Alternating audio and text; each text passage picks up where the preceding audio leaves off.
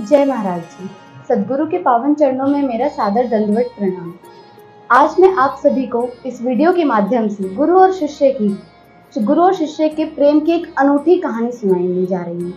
इस कथा का शीर्षक है हम दर्शन संभाल नहीं पाते। दरअसल दर्शन का यह अर्थ है जो एक शिष्य अपने गुरु का दर्शन चाहता है।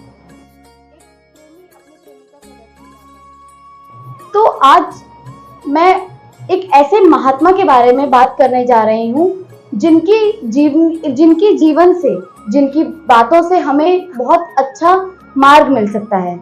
हमें ये पता चल सकता है कि गुरु और शिष्य का प्रेम कैसा होता है, या हमें अपने गुरु के प्रति किस प्रकार अग्रसर रहना चाहिए, उन्हें किस तरह प्रेम करना चाहिए, या गुरु को क्या पसंद होता है। ये कहानी युक्तेश्वर महाराज जी की है। बहुत समय पहले की बात है। युक्तेश्वर महाराज जी श्री रामपुर के रायगढ़ घाट पर भ्रमण कर रहे थे। तभी अचानक कुछ क्षण में वहां श्री अवतार जी वहां आए। अपने कुछ शिष्यों के साथ उन्होंने उन्हें दर्शन दिए। ऐसा कहा जाता था कि उनका दर्शन सौभाग्यशाली लोगों को प्राप्त होता था। उनका दर्शन संभाल पाना बहुत मुश्किल कहा जाता था, क्योंकि वो गुरुओं की उच्च पदवी पर बैठे थे। ठीक उसी तरह युक्तेश्वर महाराज जी के साथ हुआ। उनको दर्शन मिले, लेकिन वो संभाल नहीं पाए। वो खुशी के कारण, अपने प्रेम के उतावलेपन के कारण उन्हें कुछ सुध ही नहीं रही। उन्होंने ना एक बार सोचा कि साक्षात गुरु सामने आए हैं तो उनका चरण स्पर्श किया जाए या उनका आदर सत्कार किया जाए।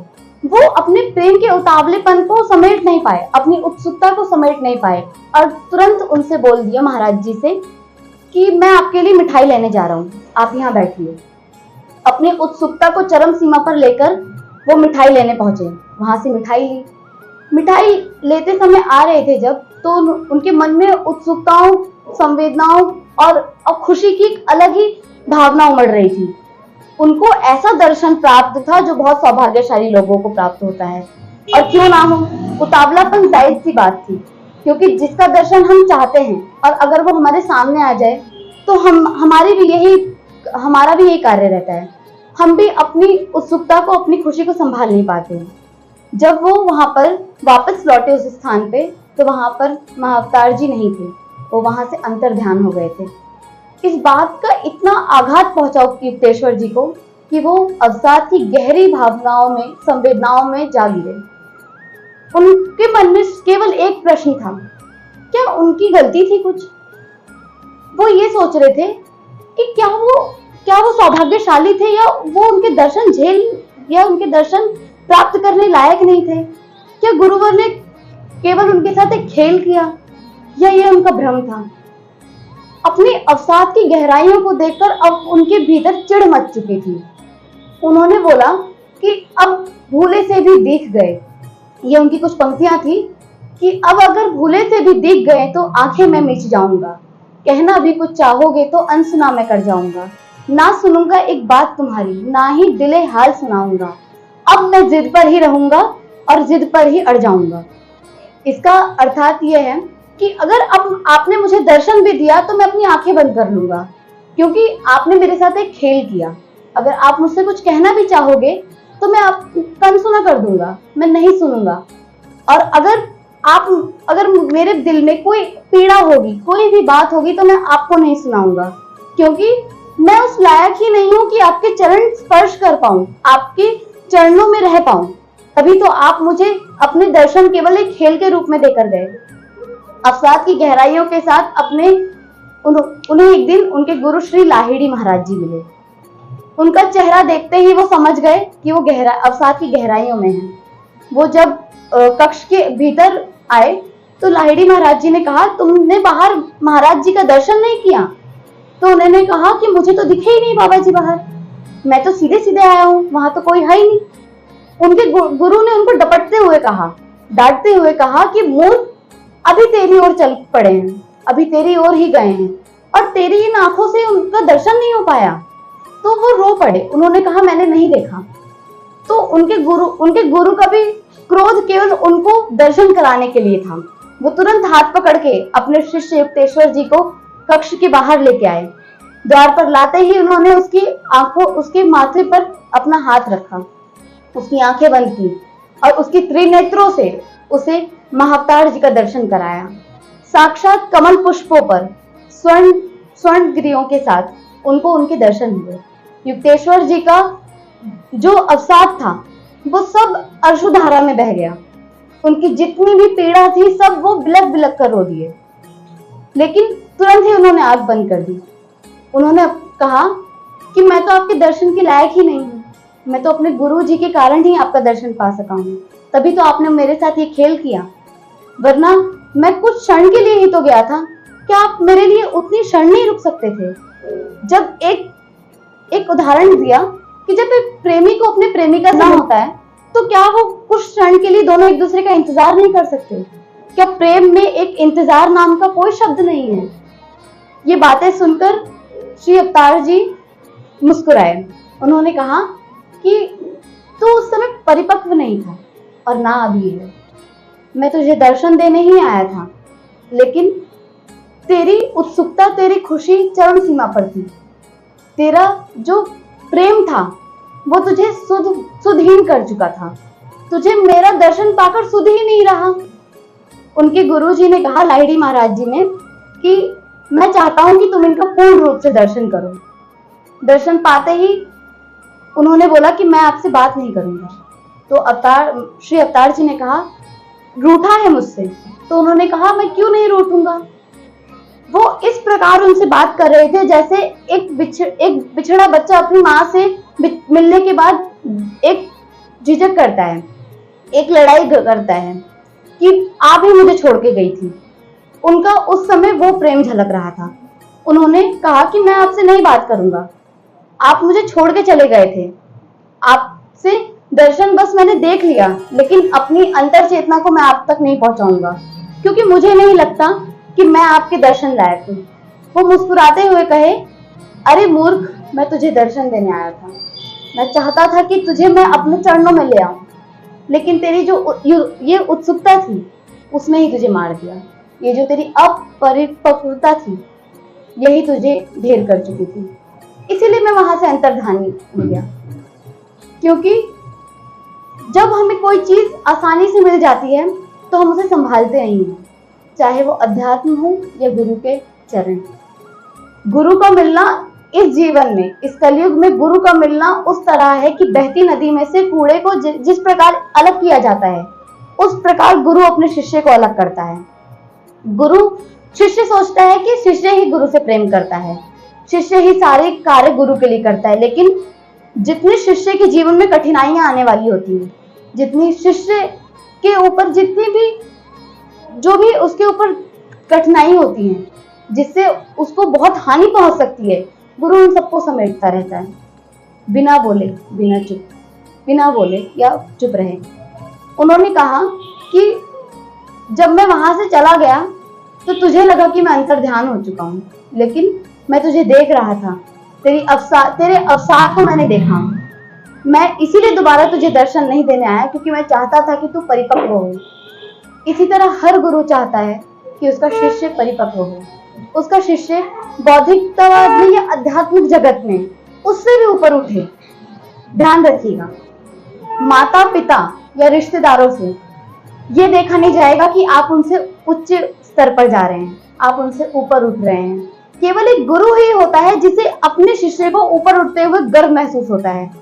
उनकी खुशी एक गुरूर के रूप में उठती है, क्योंकि वो खुद ना उठकर अपने शिष्य को उठाता है।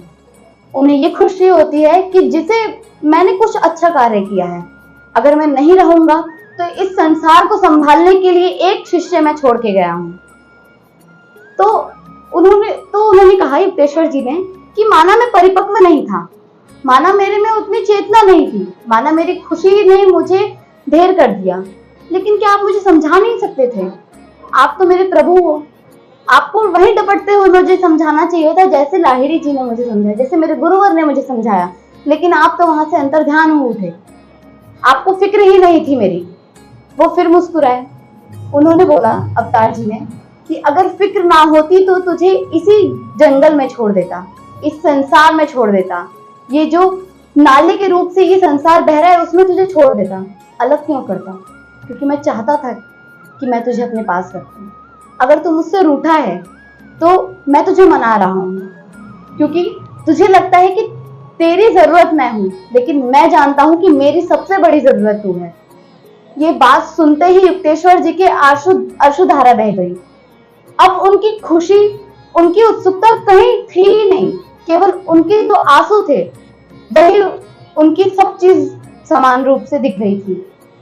अब ये बात सुनकर उनके हृदय को इतनी चोट पहुंची कि वो एक तरह से मन के वश में आ गए थे, अपनी खुशी के, अपने प्रेम के वश में आ गए थे।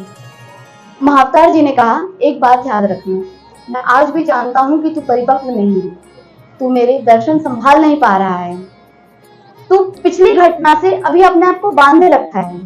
गुरु के सामने कभी बंद कर नहीं आते, गुरु के सामने एक खुली पुस्तक की तरह रहना है, ताकि वो हमारे एक एक पन्ने को, एक एक शब्द को पढ़े और उसको हल कर सके, हमारी कठिनाइयों को हल कर सके।